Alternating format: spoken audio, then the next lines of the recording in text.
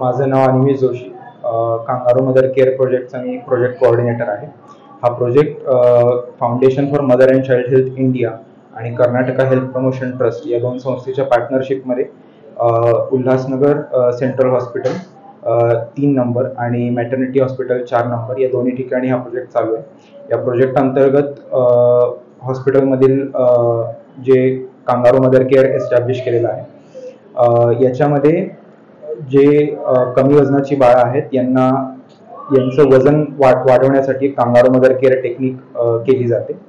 तर यासाठी हॉस्पिटलमध्ये नर्स मेंटॉर आहेत की जे समुपदेशन करतात. इथून जे बाळं डिस्चार्ज होतात त्यांना कम्युनिटीमध्ये त्यांना समुपदेशन केलं जातं आणि कांगारू मदर केअर जास्तीत जास्त करावं यासाठी प्रोत्साहन दिलं जातं.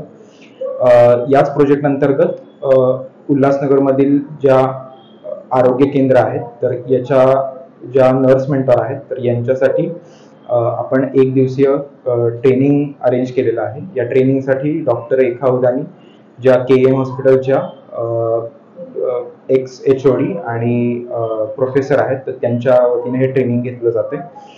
या ट्रेनिंगचा उद्देश हा आहे की याच्यातनं ज्या ANM आहेत यांचे स्किल्स आणि कांगारू मदर केअर विषयीचं ज्ञान हे अधिक बळकट व्हावं आणि ज्या वेळेला बाळ डिस्चार्ज होईल तर त्याच्यानंतर कम्युनिटीमध्ये सुद्धा वस्ती पातळीवरती सुद्धा याचं अंमलबजावणी अधिक चांगल्या पद्धतीने व्हावी यासाठी हा प्रयत्न चालू आहे.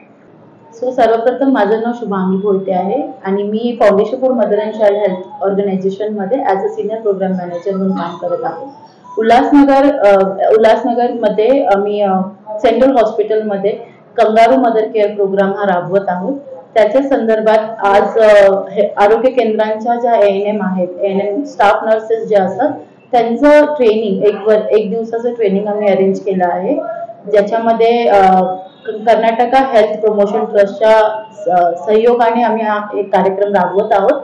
आणि ह्याच्या ट्रेनिंगचा हा एकच उद्देश आहे की जे काही कमी वजनाची बाळं आहेत जे कम्युनिटीमध्ये हॉस्पिटलमधून घरी जातात त्यांना कम्युनिटी लेवलला किंवा वस्ती पातळीमध्ये कशा पद्धतीने त्यांना सहयोग करता येईल, जेणेकरून जो मृत्यू दर होत आहे तो कमी करण्याचा प्रयत्न आहे. कोणार्क, अपना शहर अपनी बातें.